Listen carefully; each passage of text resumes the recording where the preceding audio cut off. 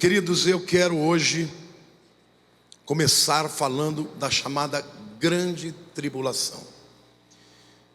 O período da tribulação, como nós vimos, ele é de 7 anos. E ele inicia com o que mesmo? Tratado de paz, forçado, não será democrático. Ele será pautado, monitorado, introduzido ao mundo como única solução para o caos que vai acontecer. Porque, irmãos, vocês imaginam o que vai acontecer no mundo quando sumirem milhões de pessoas? A economia vai ficar afetada, abalada. A segurança vai haver saques no mundo inteiro. Guerras, oportunistas aparecerão. E estas catástrofes serão de ordem mundial, em todas as nações. Então o gerenciamento dessa crise vai ser da ONU. Por isso que eu creio muito que o anticristo será um secretário-geral da ONU à época. E ele chamará os maiores líderes das nações e dirá: nós precisamos ter um plano para resolver esse caos no mundo. E aí então o mundo será dividido em 10 regiões. E cada uma dessas regiões ele colocará um líder de acordo com a sua própria vontade e a sua visão. Nos primeiros 3 anos e meio, não se esqueçam, o tratado de paz vai ser implementado. Vai estar acontecendo uma série de caos, de guerras, de fomes. Os 4 cavaleiros falam muito sobre isso. Tudo isso é na primeira metade. Mas ele ainda estará como aquele ícone, aquele indivíduo que está promovendo a paz no mundo e resolvendo a crise que vai ser de proporções extraordinárias como nunca havido antes. Mas a gente sabe que na metade da tribulação ele vai romper. E agora é onde eu quero começar a falar mais com vocês. Então começa com o anticristo fazendo um tratado de paz, juntando judeus, cristãos e palestinos. Os judeus terão a permissão de reconstruir o terceiro templo. Os palestinos muito provavelmente terão a autoridade nos territórios ocupados que hoje estão na Judeia, são circunvizinhantes da cidade de Jerusalém. Os cristãos muito provavelmente estarão mediando este acordo. Eles vão dizer: nós somos todos irmãos. Por que a gente não acaba logo com essas diferenças e vamos procurar aquilo que nos une e vamos criar uma religião que seja coerente para os 3? E certamente eles vão dizer: todos nós cremos em Deus. Se você for pregar para um árabe cristão, em qualquer país de língua árabe, como é que ele fala Deus? Alá. Não tem outro nome. Então ele não vai mudar o nome de Alá para outro nome. Ele só vai acreditar que o Alá verdadeiro é o da Bíblia e não do Corão. Então eles vão dizer: o nosso Deus é único. Todos nós somos filhos de Abraão, porque os árabes são filhos de Abraão, Ismael. Os judeus são filhos de Abraão, Isaac. E os cristãos também são filhos de Abraão, porque a Bíblia diz: em ti serão benditas todas as famílias da terra. Então este será um tempo, irmãos, em que o tratado de paz vai determinar que algumas coisas comuns sejam valorizadas e aquilo que divide as religiões seja eliminado. Então haverá novas leis novas serão estabelecidas, novo calendário. Eu não estou tirando isso da minha cabeça. O livro de Daniel diga: ele cuidará de mudar os tempos e as estações. Eu acredito que o calendário que será estabelecido vai ser o calendário muçulmano, porque eu tenho uma impressão muito forte, por muitos estudos, de que quem vai estar por detrás disso é o Islã. Então Novo sistema econômico. Você sabe hoje que a economia depende muito um país do outro. A China dá uma espirrada lá, a bolsa afeta no mundo inteiro. Os Estados Unidos têm algum problema, alguma crise, a marolinha que eles fizeram em 2008, que o Lula falou, está até hoje fazendo tsunami, inclusive no Brasil. Então, um dos problemas é a questão da moeda, porque quem tem dinheiro tem poder de compra, e obviamente num mundo de caos, com pouca comida, com recursos escassos, o controle da economia vai ser fundamental. Eu, quando estudei sobre Nova Era, quantos aqui estavam no evento de Nova Era de 92? Fiquem de pé, por favor. Que bênção, gente, foi em 92. Muito obrigado. Naquela época eu falei de um livro que eu li, do Henry Kissinger, o antigo secretário-geral americano, judeu. Esse livro chama Paw in the Game, literalmente peão no jogo. E lá em 1975 ele diz que o mundo caminharia num crescimento exponencial populacional e que os recursos caminhariam na direção inversa e que não haveria solução para o mundo. Ele foi um dos primeiros a cunhar o termo nova ordem mundial. E ele diz que as pessoas teriam falta desses recursos e que só havia uma solução para o mundo: um governo mundial que determinasse leis, que determinasse distribuição mais equânime dos recursos de comida e tudo mais. E ele fala sobre isso, e na época eu já disse, esta nova ordem é o que vai acontecer no futuro no governo do anticristo. Então, em primeiro lugar, eu quero dizer que ele, o anticristo, é, na minha opinião, o secretário-geral da ONU. Ele é um político, ele não é um religioso. Em segundo lugar, eu quero começar a descrever um pouco mais sobre a grande tribulação. Eu disse que a tribulação são 7 anos. E a grande tribulação? 3 anos e meio.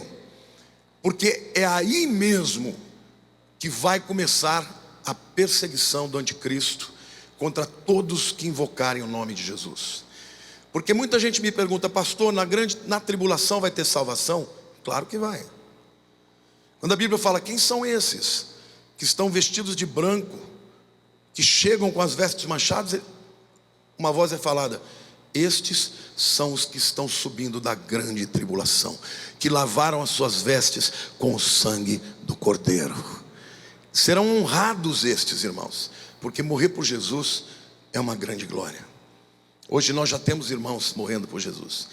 Se você não tem a honra e a dignidade de morrer por Ele, então viva para Ele. Amém? Então, a grande tribulação começa, portanto, na metade desses 7 anos. Lá em Mateus 24, a partir do versículo 15, nós temos a grande tribulação. O que caracteriza o rompimento do pacto? Quando, pois, vires o abominável da desolação, de que falou o profeta Daniel, no santo lugar, quem lê entenda.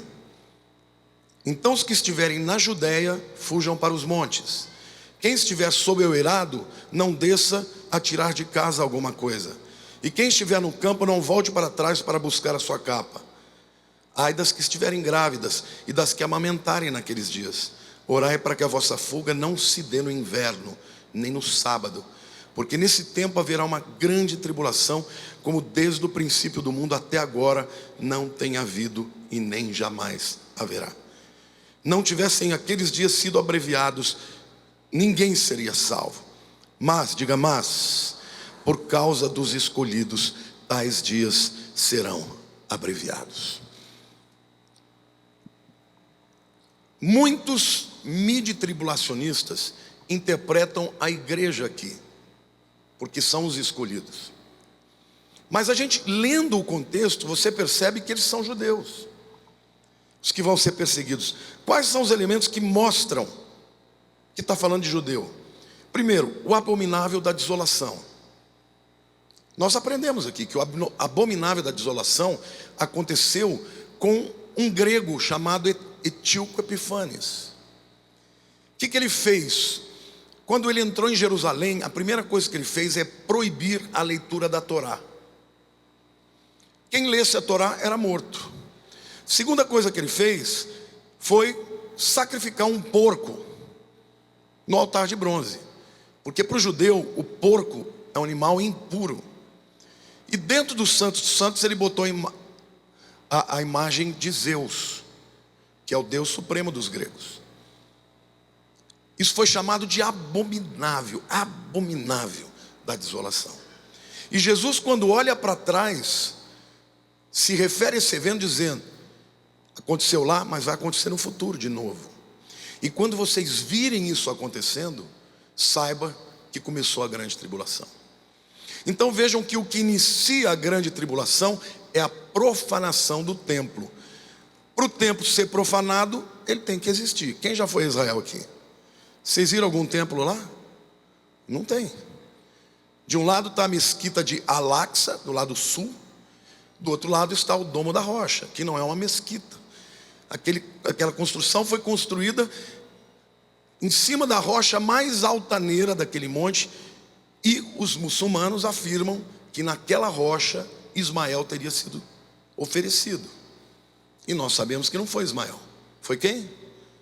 Isaac. Mas o fato é que a partir do século XI foi construída aquela construção, e é um dos lugares mais sagrados para o povo muçulmano.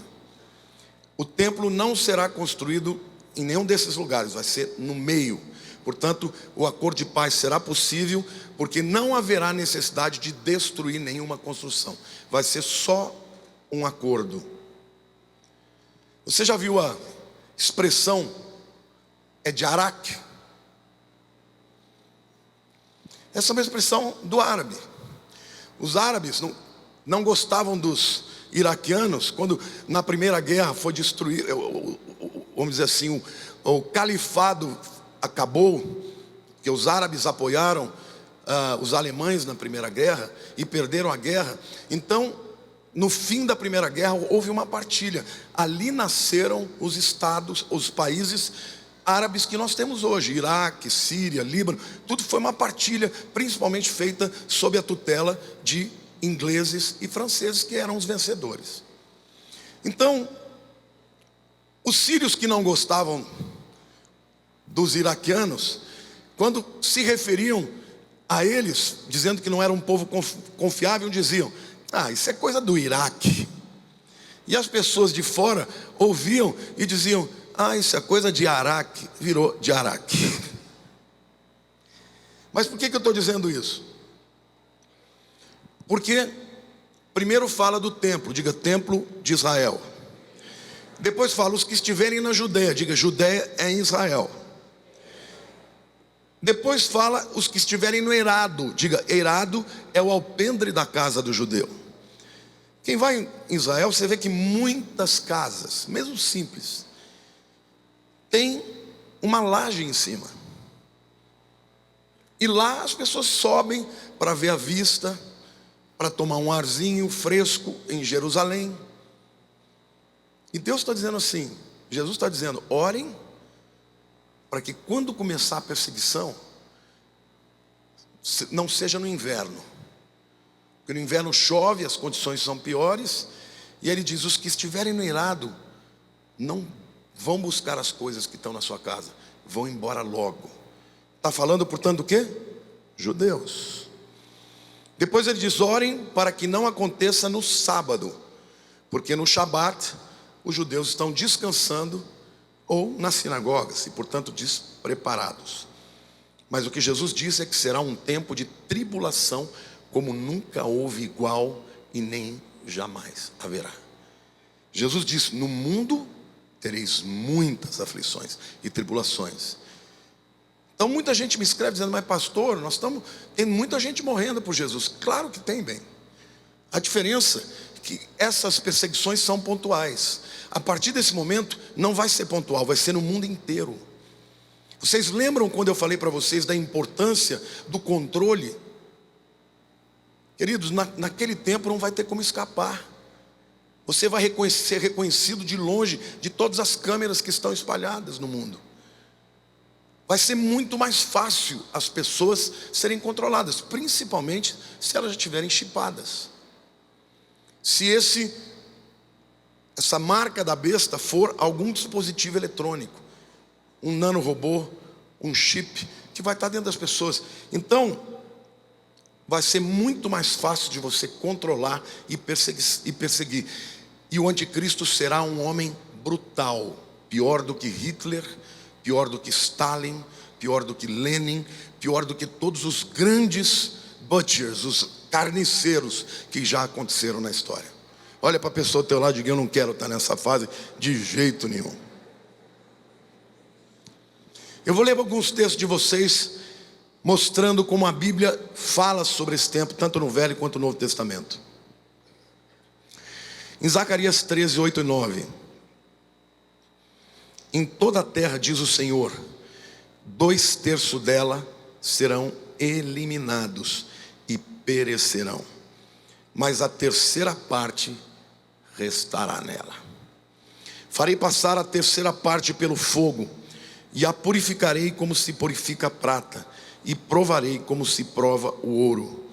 Ela invocará o meu nome, e eu a ouvirei. Direi: é meu povo. E ela dirá: o Senhor é meu Deus.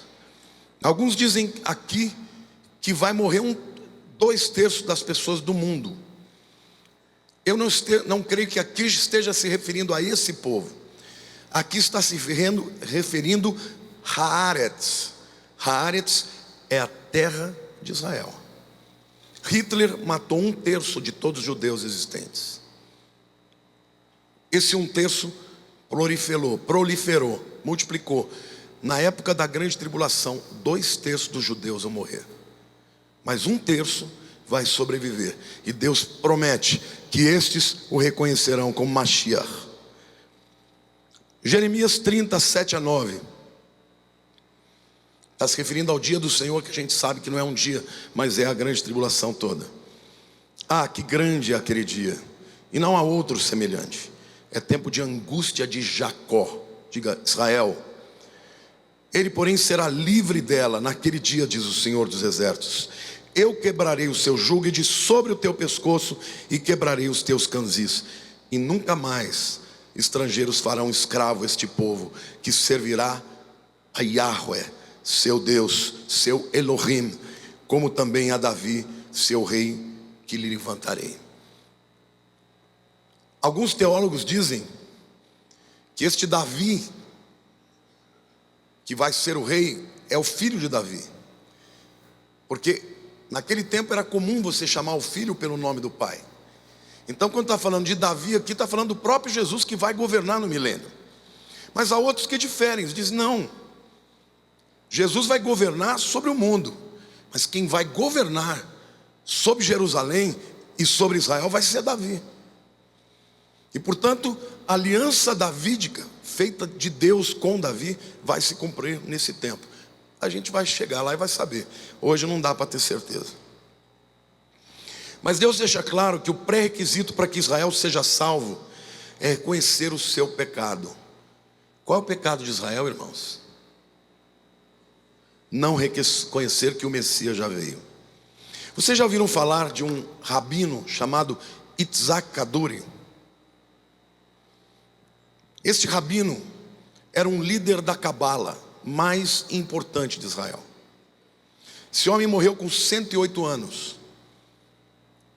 Mais ou menos um ano antes da sua morte, ele chamou os seus discípulos. Para vocês terem uma ideia, quando ele morreu, o enterro dele tinha mais de 300 mil pessoas. Ele era amado, respeitado, um sábio de Israel. Um ano antes de morrer, ele disse: o Mashiach me visitou. E todo mundo falou: mas então quem é? Ele disse: eu não vou revelar agora, só vou revelar um ano depois do que eu morrer. Eu vou deixar uma carta escrita. E quando ele morreu, queridos, o seu filho e um dos seus discípulos abriu a carta, e no acróstico, e judeu ama fazer acrósticos, estava o nome de Yeshua. Queridos, eu estudei hebraico, já entendo razoavelmente bem. Eu vi a entrevista de um jornal importante, um jornal televisivo importante, em Jerusalém, entrevistas nas cidades. Tinha, obviamente, a legenda em inglês, mas eu ouvi o inglês e eu entendi também o hebraico. E o jornalista dizendo: mas então quer dizer que esse tempo todo o Mashiach foi crido primeiro pelos gentios, pelos goi? E na rua as pessoas dizendo: até hoje em Israel, o seu principal discípulo hoje é um rabino que prega que Jesus é o Mashiach. Glória a Deus. O pecado de Israel foi rejeitar a Cristo, mas Deus está prometendo que este povo vai reconhecer o Messias. Lá em Zacarias 13, de 6 a 8, a palavra diz: se alguém lhe disser que feridas são estas nas tuas mãos, responderá ele: são as feridas com que fui ferido na casa dos meus amigos. Desperta, ó espada, contra o meu pastor. Quem é esse pastor, queridos? E contra o homem que é o meu companheiro, diz o Senhor dos Exércitos. Fere o pastor e as ovelhas ficarão dispersas, mas volverei a mão para os pequeninos em toda a terra, diz o Senhor. 2/3 dela serão eliminados e perecerão, mas a terceira parte restará nela. Isto acontecerá neste período de tribulação. Esta última terça parte de judeus que sobreviveu, apesar de toda a investida do inimigo, reconhecerão Jesus como seu Messias. No mundo inteiro, queridos, haverá controle, mas vocês não tenham dúvida que a dureza da perseguição será maior onde tudo começou. Vocês sabiam que há muitos teólogos que acreditam que o Éden fica exatamente onde há o Monte Moriá? Eu tenho estudos a respeito disso, lendo de arqueólogos famosos. A guerra primeira aconteceu naquele monte. Os rabinos dizem que foi dali que Deus criou o mundo. Por que aquele lugar é tão importante? Porque Jesus veio para recuperar o que nos foi roubado. Adão entregou a autoridade que ele recebeu do Senhor nas mãos de Satanás, e desde então o diabo tem querido tomar o mundo. Mas quando Jesus disse, ele disse, veio e disse: ide e pregai o evangelho do reino em todas as nações. Toda a autoridade me foi dada, nos céus e na terra. Não tenham dúvida, queridos, Jesus vai tomar conta desse mundo. Esse mundo será do seu Cristo e do seu Senhor, amém? Você pode aplaudir o Senhor?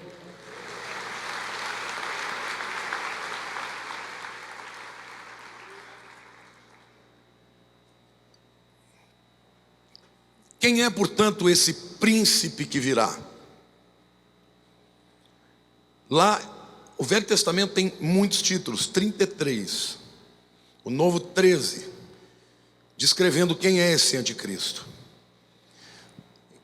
Em Daniel capítulo 9, 26 e 27, primeiro fala do Messias, o príncipe, e fala de um príncipe que virá, que vai destruir o templo, e que será ele aquele que vai se levantar com autoridade para perseguir os santos. Lá em Gênesis 3,15, ele é chamado de a semente da serpente, ou a descendência da serpente. Cristo é o descendente da mulher, o anticristo é a semente da serpente. O texto de Gênesis 3,15 diz: porém inimizade entre ti, está falando com a mulher que pecou, Eva, entre ti, desculpe, Satanás e a mulher, Eva, entre a tua descendência e o seu descendente. Quem que é a tua descendência? A descendência de Satanás. E o seu descendente, a descendência da mulher. Então o que a palavra está dizendo? Que haveria uma guerra durante toda a história entre os descendentes da serpente, que vem de Caim, e os descendentes da mulher, que é Sete. Então essa guerra vai culminar na luta final do maior representante do descendente da mulher. Como é que ele se chama? Diga mais alto. Diga mais alto, que esse nome é poderoso. Quem é o descendente da mulher que vai restaurar todas as coisas? Jesus. E quem é o descendente da serpente? O principal é o anticristo. Ele foi prefigurado por muitos, por Nimrod, por Tiro, o rei de Tiro. Na Bíblia tem muitos homens que Deus falou, o anticristo vai ser como ele. Lá em Zacarias 11, 16 e 17, ele é chamado de pastor inútil. Pois eis que eu suscitarei um pastor na terra, o qual não cuidará das que estão perecendo, não buscará a desgarrada, não curará a que foi ferida, nem apacentará a sã, mas comerá a carne das gordas e lhes arrancará até as unhas. Ai do pastor inútil que abandona o rebanho, a espada lhe cairá sobre o braço e sobre o olho direito, o braço completamente se lhe secará e o olho direito de todo se escurecerá. Muitos acreditam que o atentado que o anticristo vai ter, aquela ferida na cabeça, vai deixar sequelas, que ele vai ter um problema, provavelmente vai perder um olho e ainda vai ter um dos braços afetado. É a marca que Deus vai deixar nele, para dizer, olha, você pensa que você governa, mas quem domina aqui sou eu.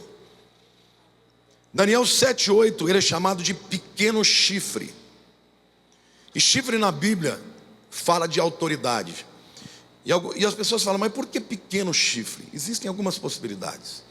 Alguns dizem que ele não vai ser um homem de grande estatura. Eu pessoalmente acho que é possível que este chifre represente uma nação que tem uma história curta ainda. Comparado com os demais chifres que têm representantes do velho mundo, então ele poderia ser um representante do novo mundo. Como por exemplo, os Estados Unidos da América. A gente não sabe exatamente o que, existem coisas que só saberemos, nós vamos ver do céu, e as pessoas vão ver da terra. Mas ele é chamado de chifre pequeno. Ele é chamado em Daniel 8:23 de um rei feroz. Em Daniel 9:26 é chamado do príncipe que virá. Em Isaías 10:24 é chamado de assírio. Aliás, aonde fica a Síria? O reino da Assíria. Não estou falando de Síria. Em que região do mundo? Naquela região, Iraque, Síria, pedaço da Turquia. Aqueles que vieram de manhã ontem, eu falei para vocês que, na minha opinião, o QG do anticristo vai ser em Istambul, Constantinopla. E dei muitas razões, você que não veio, está na sua apostila, leia que está na íntegra lá. Em Daniel 11, ele é chamado do rei que faz o que lhe aprouver. Como disse, há 33 nomes ou títulos ao anticristo no Velho Testamento e 13 no Novo Testamento. No Novo Testamento ele é chamado de a besta, em Apocalipse 11 e 13. Aliás, na Bíblia, no Apocalipse tem duas bestas. Quais são elas? A que saiu do mar e a que saiu da terra. Por causa desta nomenclatura, alguns acreditam que mar fala de gentios. Então, o anticristo seria um gentio. E a besta que saiu da terra, o falso profeta, seria um judeu. Essa é uma possibilidade também. Talvez o líder espiritual judeu reconheça o anticristo como o homem que foi ungido por Deus para propor a paz. As coisas que não dá para ter certeza, eu não sou dogmático, tá? Ele é chamado em 2 Tessalonicenses 2:8 de iníquo. Em Isaías 11:14 de perverso. Agora, quais são as características dele? Eu quero que você forme a imagem desse camarada. Em primeiro lugar, ele vai ser um gênio intelectual. Daniel 8:23 diz assim: mas no fim do seu reinado, quando os prevaricadores acabarem, levantar-se-á um rei feroz, de feroz catadura e especialista em intrigas. Essa palavra no grego no hebraico é riidá, diga riidá, que significa enigma, questão difícil, questão perplexa, adivinhação, mas também significa transação dúbia. Ele vai ser especialista em falar coisas de duplo sentido. Vai ser um gênio intelectual para enganar. Ezequiel 28:3 diz assim: sim, és mais sábio que Daniel, não há segredo algum que se possa esconder de ti. Não tenho dúvida que ele será um homem brilhante, encantador. Quem está assistindo a novela, e eu sempre tenho dito, viu gente, eu não tenho nada a ver, não conheço ninguém da Igreja Universal, não tem nada a ver com eles, mas eu tenho que reconhecer uma coisa: se você quer aprender a Bíblia, não perca as novelas deles, porque são muito boas, eles têm grande assessoria. Quem está assistindo a novela do Apocalipse está vendo o Apocalipse de maneira lúdica, vale muito a pena ver. Eu não perco um capítulo, quando eu não posso, porque eu tenho muitas noites, eu simplesmente deixo gravado. Ontem eu cheguei, umas 2 da manhã eu assisti o capítulo de ontem. Como eu não durmo mesmo, né?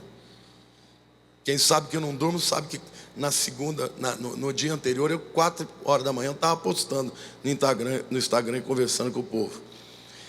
Ele será um orador muito persuasivo. Daniel 7:20 diz assim: e também a respeito dos 10 chifres que tinha na cabeça, e do outro que subiu, diante do qual caíram 3, daquele chifre que tinha olhos e uma boca que falava insolência, e parecia mais robusto do que os seus companheiros. Palavra no hebraico, insolência, diga rav, rav. Diga rav, rav. Significa falar coisas. Rav é grande, numeroso. Por exemplo, Avraham, pai Av, Ra, de muitos, Am, povos. Rav é uma coisa grande. Rav, Rav é uma coisa extraordinária. Ou seja, o discurso dele será grandioso, vai impactar as multidões. Vocês já viram algum filme em que Hitler discursava às multidões? Quantos de vocês já viram? Eu não entendo uma palavra de alemão, mas só de ouvir o som você percebe a persuasão do cara. Hitler é café pequeno perante esse camarada. Quando ele falar na televisão, nas mídias sociais, ele vai ser adorado, ele vai eletrizar as pessoas, ele vai hipnotizar as pessoas com um discurso altamente politicamente correto, mas que por trás disso existe muito engano. Em Apocalipse 13:2, a Bíblia diz: a besta que vi era semelhante ao leopardo, com pés como de urso e boca como de leão. E deu-lhe o dragão, Satanás, o seu poder, o seu trono e grande autoridade. Meu irmão, você sabia que Satanás, de todas as criaturas que foram feitas, é o mais poderoso? Quantos sabiam disso? O próprio arcanjo Miguel, que é o líder supremo dos seres angelicais, quando enfrentou Satanás, a Bíblia diz, ele não ousou intentar acusação contra Satanás, mas ele disse: o Senhor te repreenda. A Bíblia diz que nem Miguel, não Gabriel, Miguel, nem o arcanjo Miguel, eu falei Gabriel? Errei, é Miguel. Nem Miguel enfrentou ele de igual para igual. Ele falou: isso aqui está acima de mim, está numa outra liga que eu estou jogando, mas eu estou aqui em nome de Jesus. O Senhor, e o Senhor é o Kyrios, é o Senhor Jesus. O Senhor te repreenda. E ele venceu essa guerra.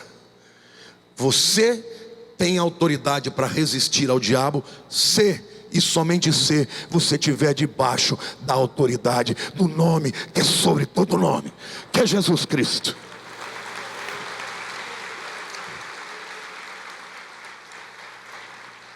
Agora, não queira você enfrentar o diabo na tua força. Você é nada perante Ele. O menor dos demônios é capaz de acabar com qualquer um de nós aqui. Mas na autoridade de Jesus, nenhum deles nos vence.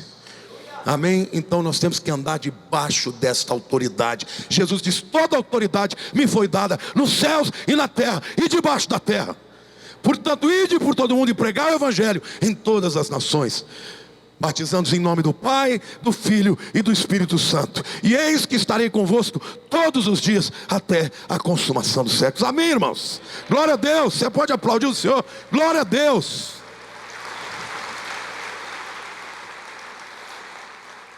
Mas esse homem vai estar possesso de Satanás. E ele vai ter o poder de Satanás. Todo espírito e todos os prodígios de enganos e mentira. Ele vai ter o trono de Satanás. E ele vai ter grande autoridade. O leão, em todas as eras, é visto como um predador temido. Eu adoro coisa de bicho. Você sabe que as hienas, elas são um pouco menores do que as leoas. E normalmente, quando tem muito mais hienas, elas acabam prevalecendo contra as leoas. As leoas têm que fugir, deixar lá a caça que elas mataram. Mas quando chega um leão, acaba a briga. Porque se uma leoa pesa 120 quilos, um leão pode chegar a pesar 250. Uma hiena pesa de 80 a 90, um leão, ele acaba com um pack, com um bando de todas as hienas ao mesmo tempo. Ele será sim voraz, mas ele não vai comer ninguém. Ele não é canibal, mas ele terá um discurso poderoso para convencer, para enganar e para destruir a humanidade que não recebeu Jesus. Eu vou dar um conselho para você. Você tem alguém na tua família que não é cristão? Mesmo que eles te chamem de maluco, de louco, avise para eles: olha, se eu sumir da terra, não foi extraterrestre, não foi ET, não fui abduzido, foi Jesus que veio me buscar.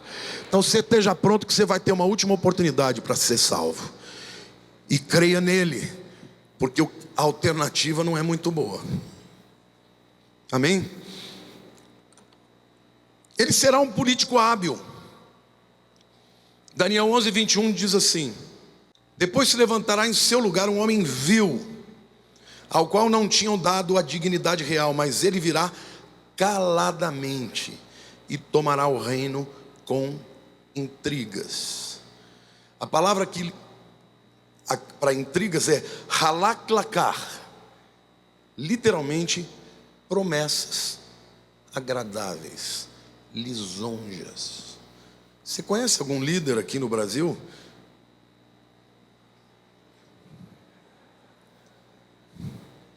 Eu não falei nada. Todas as provas aparecem e o povo diz: não, não acredito. É golpe. É fichinha perto desse que virá. Vai ser escorregadio. A tradução do dicionário hebraico para essa palavra é lisonja, escorregadio, promessas agradáveis, lisura. É um político. Daniel 8:25 diz assim: por sua astúcia nos seus empreendimentos, fará prosperar o engano, no seu coração se engrandecerá e destruirá muitos que vivem despreocupadamente. Levantar-se-á contra o príncipe dos príncipes. Quem é o príncipe dos príncipes? Mas será quebrado sem esforço de mãos humanas. Quer dizer, eu falei para você que Satanás é o ser mais poderoso que Deus criou. A Bíblia diz que quando ele foi criado, nas vestes deles estavam todos os instrumentos musicais. Ele foi o primeiro adorador. Só que a glória era tão poderosa que ele falou: o quê? Eu sou o cara, vou ficar dando adoração para ele? Eu vou ser maior do que ele. Só que eu quero dizer para você uma coisa, querido. Deus, perto do diabo, Eu vou fazer uma comparação que é muito longe da realidade, mas é só para você ter uma ideia. É uma formiguinha diante do Monte Everest. Só o sopro da boca dele, sopro da boca de Jesus, não é que ele vai fazer, ele só vai assim, ó, e já era. Porque o nosso Deus não tem poder e limite no seu poder. Ele é o Todo-Poderoso.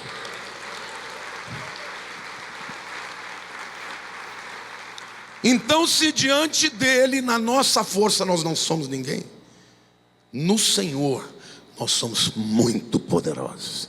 E a Bíblia diz: não sabeis vós que os santos julgarão os anjos? Olha para o teu irmão do lado e diga assim: no dia do julgamento de Satanás, você vai estar dizendo: culpado. Amém? Ele será um gênio financeiro. Ezequiel 28, de 4 a 5 diz assim: pela tua sabedoria e pelo teu entendimento alcançaste o teu poder e adquiriste ouro e prata nos teus tesouros. Pela extensão da tua sabedoria no teu comércio aumentastes as tuas riquezas, e por causa delas se eleva o teu coração. Esse homem vai ser um bilionário. Ou ele ganhou o seu dinheiro pela sua inteligência, pela sua capacidade de gerir economicamente os recursos que vão estar à sua mão, ou através da política. E a gente sabe que tem políticos que do nada ficam ricos. Inclusive o Bill Clinton, antes que quando foi disputar a primeira eleição, ele estava quebrado. Aí ele criou uma fundação Bill Clinton. Parece que não tem nada semelhante aqui, né?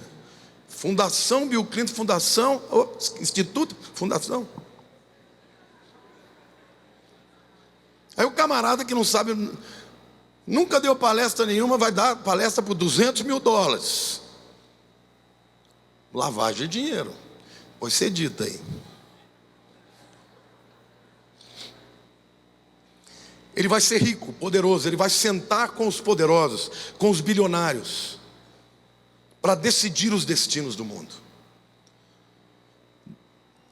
Salmo 52, 7 diz assim: eis o homem que não fazia de Deus a sua fortaleza, antes confiava na abundância dos seus próprios bens, e na perversidade se fortalecia. Está falando do anticristo. Daniel 11, 38.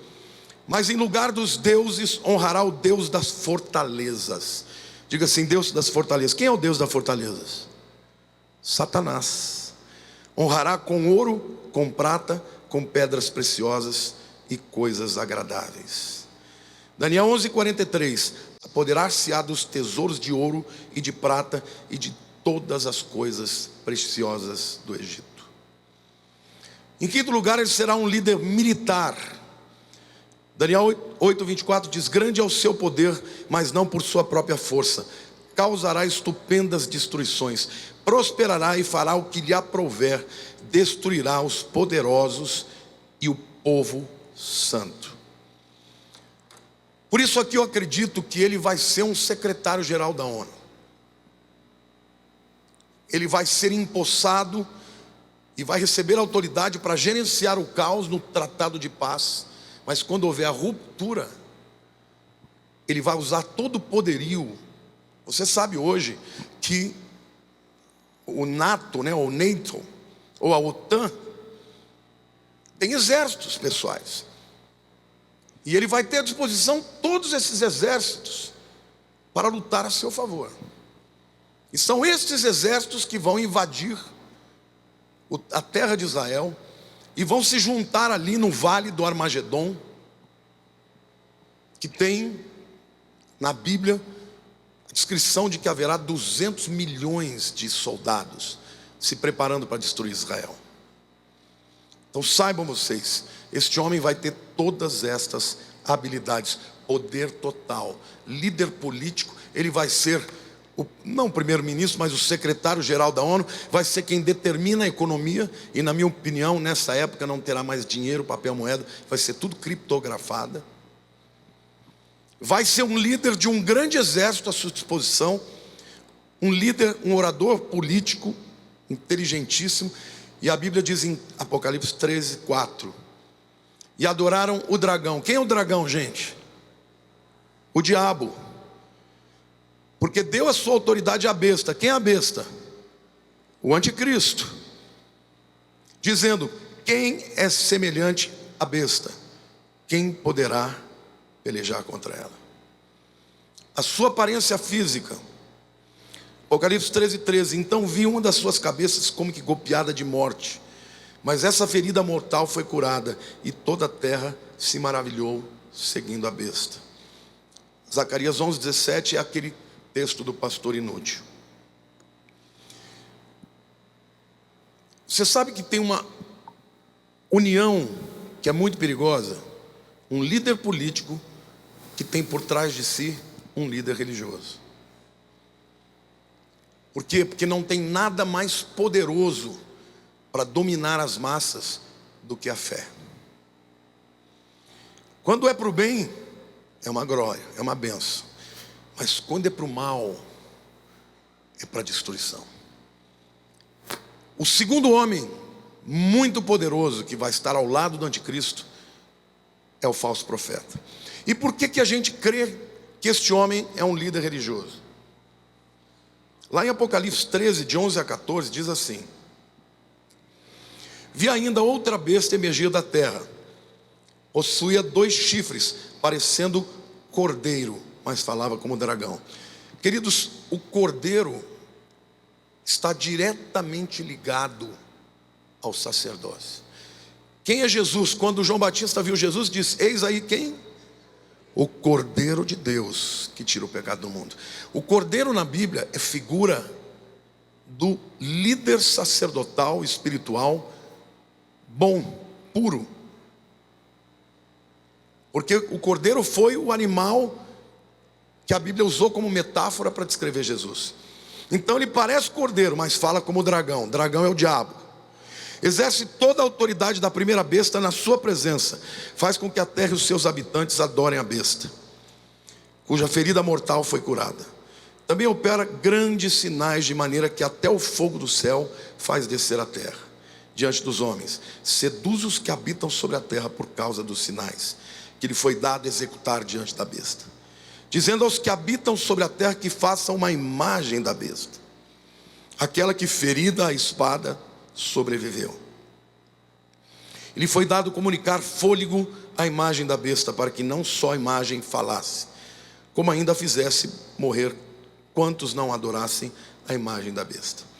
A todos, os pequenos e grandes, os ricos e os pobres, os livres e os escravos, faz que lhes seja dada uma certa marca sobre a mão direita ou sobre a fronte, para que ninguém possa comprar ou vender, senão aquele que tem a marca, o nome da besta ou o número do seu nome. Aqui está a sabedoria. Aquele que tem entendimento, calcule o número da besta, pois é número de homem. Ora, esse número é 666. Eu quero falar do falso profeta. É que ele será um líder religioso mundial. Então, quem tem entendimento, entenda. Qual é o grande líder mundial espiritual que tem representatividade para falar pelo mundo? Vocês que estão dizendo. Há uma grande possibilidade que nesse acordo de paz, o falso profeta venha com um discurso de paz, de unidade. Vamos acabar com as diferenças. Vamos acabar com esse negócio de que só Jesus é o caminho. Todos os caminhos levam a Deus. Vamos respeitar os outros. Vamos ter uma religião sincrética. Vamos unir os povos. E querido, não tem muitos caminhos, só tem um. Se você não tiver convicção disso, você não terá salvação. E o grande engano, você pode notar, até na América hoje, irmãos. Eu vi o Ravi Zachariah, que é um dos maiores apologetas do mundo, é um dos meus mentores. Ele foi na Indonésia pregar na Indonésia para muçulmanos na época do Natal, e os muçulmanos disseram: Merry Christmas, Feliz Natal. Ele falou: meu Deus, lá no meu país Eu não posso dizer Merry Christmas para ninguém mais, porque agora não é politicamente correto. Lá você fala Happy Holidays, boas festas. Porque se você disser Merry Christmas, Feliz Natal, você vai ofender os muçulmanos, os judeus. O mundo hoje não tem problema que você fale de Deus. Não tem problema se você falar de Jesus. Já percebeu isso? Você falar de Deus, todo mundo, que bom, mas fala de Jesus para você ver. Agora só tem um caminho, só tem um nome que salva. Em cima do céu, na terra, embaixo da terra. E esse nome é o nome de Yeshua HaMashiach.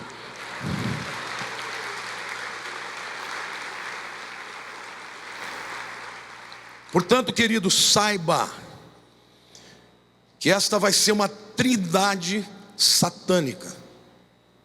Quem se opõe a Deus? Satanás. Ele quis ser maior do que Deus. Quem se opõe a Cristo? O anticristo. Aliás, a preposição anti não é só contra, é no lugar de. Então ele vai se colocar como sendo o Messias. E quem se opõe ao Espírito Santo? O falso profeta. O Espírito Santo, ele veio para dar glória para quem? Para Jesus. Jesus dá glória para quem? Para o Pai. O anticristo dá glória para Satanás. O falso profeta dá glória para o anticristo. Nada é por acaso. Esta guerra começou lá nos céus. Satanás perdeu, caiu com 1/3 dos seus anjos. E quando Deus criou o homem, e Satanás viu o Éden que era dele, agora nas mãos dos homens, ele falou: de jeito nenhum, eu vou tomar esse negócio de volta. E ali começou a grande guerra que vai perdurar até o fim dos tempos. Sabe quem você é, meu querido? Às vezes você pode achar que você é uma pessoa insignificante. Quantos aqui são de Jesus de verdade? Eu quero dizer que você, quando anda no mundo, anda na terra, os demônios olham e tem inveja de você. Fala: esse camarada é da luz, e o camarada tem um fim bom, eu estou condenado. Então quando você anda na terra, você anda para dominar, para conquistar, para estabelecer, para resistir. O reino do anticristo, ele virá um dia, mas enquanto a igreja estiver na terra, ele não vai estabelecer. Amém? Aplauda o Senhor, diga glória a Deus. Aplauda mais, é para o Senhor.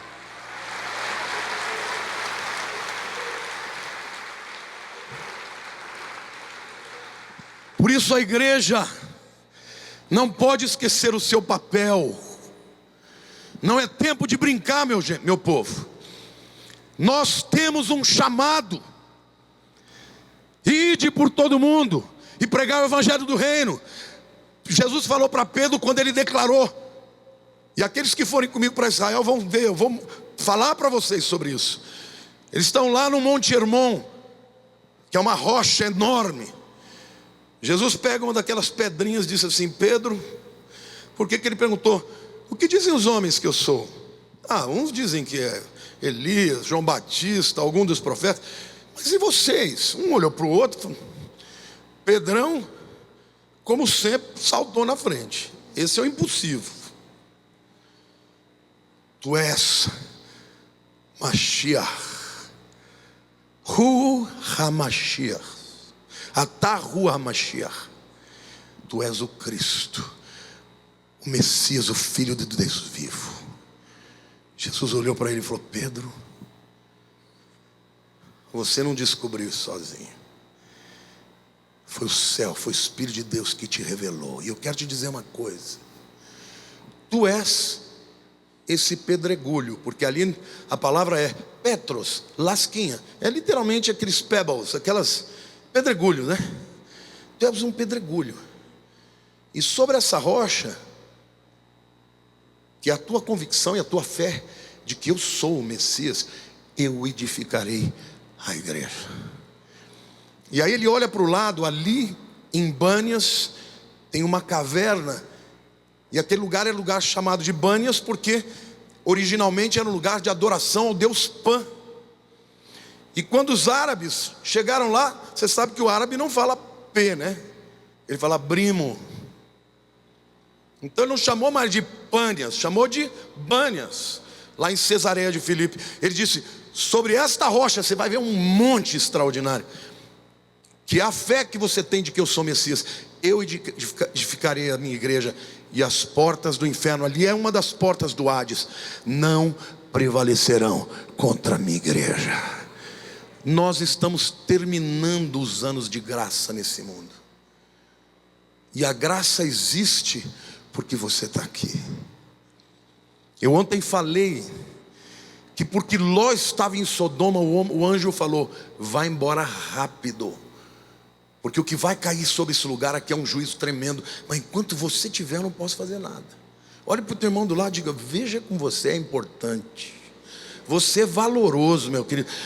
A Bíblia diz que Deus não derramou juízo enquanto tivesse um. Enquanto tiver a igreja na terra, não virá o juízo para a terra. Mas a igreja subiu. No dia seguinte começa a grande dificuldade que o mundo vai passar. Mas nós representamos o Deus Todo-Poderoso. Diga: Deus é o meu Deus. Diga: só há um Deus, o Pai do nosso Senhor Jesus Cristo, que enviou o Espírito Santo, que habita em nós, e por isso nós somos o exército de Deus na terra. Aleluia, glória a Deus, aplauda o Senhor, meu querido.